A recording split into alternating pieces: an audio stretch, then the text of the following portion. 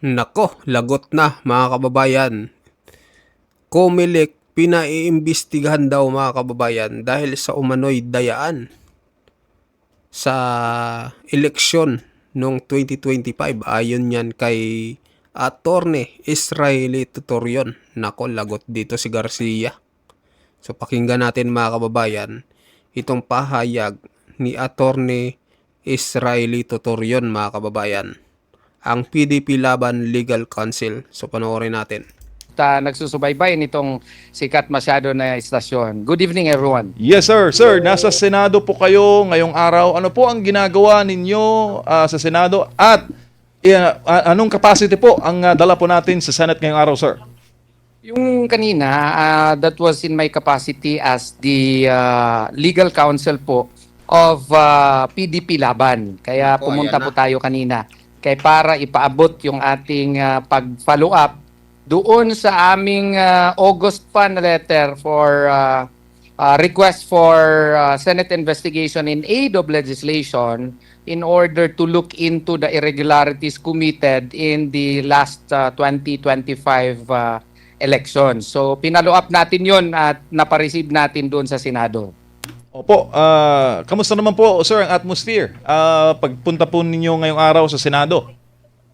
Maganda naman na na-receive yung letter sa opisina ni Senate President Soto at saka sa Blue Ribbon Committee Chairperson at saka President Pro Tempore Senator Lacson, at nagkakita din kami ni Senator Robin Padilla at Bongo, at nagpromise po sila na bibigyan nila ng atensyon at hanapan nila ng paraan na masimulan na yung investigasyon about this. Po, sir, bilang lead counsel, legal counsel po ng PDP Laban, marami pong mga negatrons sa social media nagsasabi na yung pong hakbang daw ng partido, sour graping lamang po dahil hindi daw matanggap yung pagkatalo. Totoo ba yun, sir, sa eleksyon? Hindi. Marami naman talagang nangyayaring kababalaghan ng eleksyon na yun na kailangan talagang imbestigahan, no?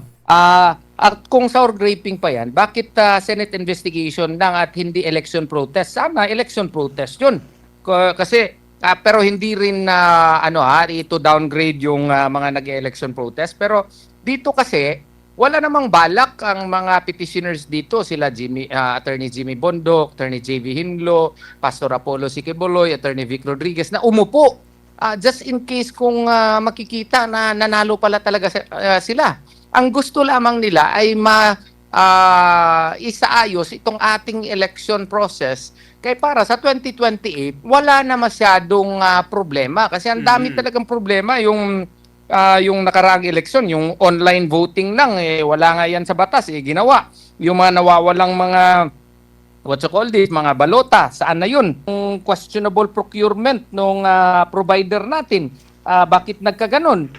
Tsaka yung bakit yung resulta ibang-iba doon sa ating survey at doon sa ating expectation. Dapat na ma-implement yung Section 31 of Republic Act 9369 na meron talagang manual counting in the precinct level. Maski na yung lahat na ng processes ng transmission ay electronic, pero kinakailangan na may data talaga tayo kada presinto. Makita ng tao kung ano ang boto, babasahin talaga ng mga BEI bago i-electronically submit para may hard data tayo kada presinto at ma-double check natin, triple check natin kung ano talaga ang resulta kada munisipyo, kada probinsya at kada rehiyon para wala na ma-check na to kung may dayaan ba o may magic ba na nangyayari. Ngayon kasi na proseso, wala Wala tayong ganyan. Lahat, computer, minagic lang yung mga numbers sa tingin natin.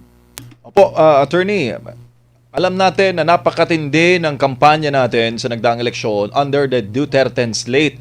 At marami po ang mga nagsasabi na kung totoong walang dayaan, bakit daw nanalo si Senator Bato, si SBG, at si Senator Marcoleta, gayong revenge vote po ang ginawa ng mga Pilipino noong nagdaang eleksyon. Dapat hindi sila nanalo kung totoong walang dayaan. Anong masasabi mo doon, attorney? Maling-mali na analysis yan. Hindi lang sana dapat sila Senator Bato, sina Senator Bongo at saka si Senator Marcoleta ang nanalo. dapat si Attorney Jimmy Bundok, si Pastor Apollo Sikibuloy, si Attorney Vic Rodriguez, si Attorney JB Hinlo, si Doc Mata, lahat 'yun panalo dapat. Pero ang nangyayari kasi yung merong over 7 million overvote. Imagine 17 million senatorial votes na na-exclude. Wala man lang explanation bakit nagkaganon. Hindi naman siguro ibig sabihin na more than 17 million ang bobo dito sa Pilipinas na hindi marunong magboto ng 12 senators. So, yung mga bagay na yan, kailangan yan imbestigahan. Yung mga mismatch between the ballot contents and voter receipts. Yung binoto nila, si Senator Raul Lambino nga, siya mismo, iba yung binoto niya, iba ang lumabas doon sa voter receipt. Bakit nagkaganon? Kailangan tingnan yun. Yung mga hijack electronic transmission of election returns na merong bago silang system na inintroduce. Yung dapat imbestigahan yun. Wala yun sa wala yun sa kanilang explanation. Bakit bigla na lang nagbago doon sa election itself? Lahat ng mga bagay na yan, dapat may klarong explanation. And that can only be looked into via an honest to goodness Senate investigation. Ang mga balota na walang mga serial numbers. Paano natin ma-determine kung yung ballot ba talaga ay precinct specific? Na wala namang mga serial number ang balota. Tayo lang ang pinaka-unique na bansa sa buong mundo na ang balota walay serial number. Agkatunto. Opo, Ayun mga kababayan, no? Tsaka matindi din tong Comelec ngayon, no? Nanalo yung ibang partido ng Duterte administration, lalo na itong Duterte Youth mga kababayan. Tapos bigla nilang ayaw pa upuin mga kababayan kasi may mga nalabag daw, 'di ba? Matindi mga kababayan, kaya dapat talagang maimbestigahan itong Comelec. Kasi ibang-iba ngayon ang Comelec. Basta mga kapartido ng mga Duterte. Parang ayaw nilang paupuin mga kababayan. Kasi nga, madadali sila. Lalo na ngayon, malapit na ang 2028 election. Kaya panic attack na itong mga to. So, tuloy natin. Attorney, kaninong committee sana ninyo ni wini-wish na mahulog itong ating pong panukalang investigasyon? Doon sa electoral reforms or sa Blue Ribbon Committee. Yun ang pero sa electoral reforms, ewan ko kung sino na ang chairperson ngayon. Yun ang mag-head dito sa Senate investigation para maayos na itong ating electoral process, because we claim to be a democracy. And in a democracy, the only way by which you can really choose your leaders is via election. Paano kung yung election process natin ay questionable? Di yung demokrasya din natin ay questionable kasi meron tayong mga leader na maski hindi natin inelect, naging senador na ngayon. Bigla na lang na senador tayo na hindi natin pinili. Opo, sir, for the sake of conversation lang, be asking this in good faith dahil ito rin marahil yung magiging komento ng mga taga-kabilang parlor. Kung actionan, sasabihin nila, walang kwenta yan. Kasi alam mo naman, attorney, ang SP ngayon, Tito Sen, at ang pro tempore, Ping Lacson, at chairman pa ng Blue Ribbon, ay mga manok po ng nagdaang administrasyon sa eleksyon. Tingin po ninyo, actionan po kaya nila itong hakbangan na ito?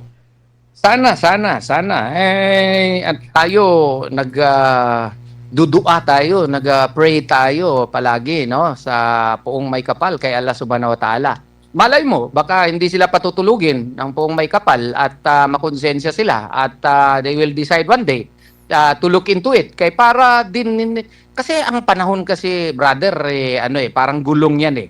Malay mo in the future tayo na naman ang nasa taas. Sila na naman ang nasa baba, 'di ba? Ayaw din nila siguro na yapak-yapakan lang sila at magic-magicin lang ang election returns.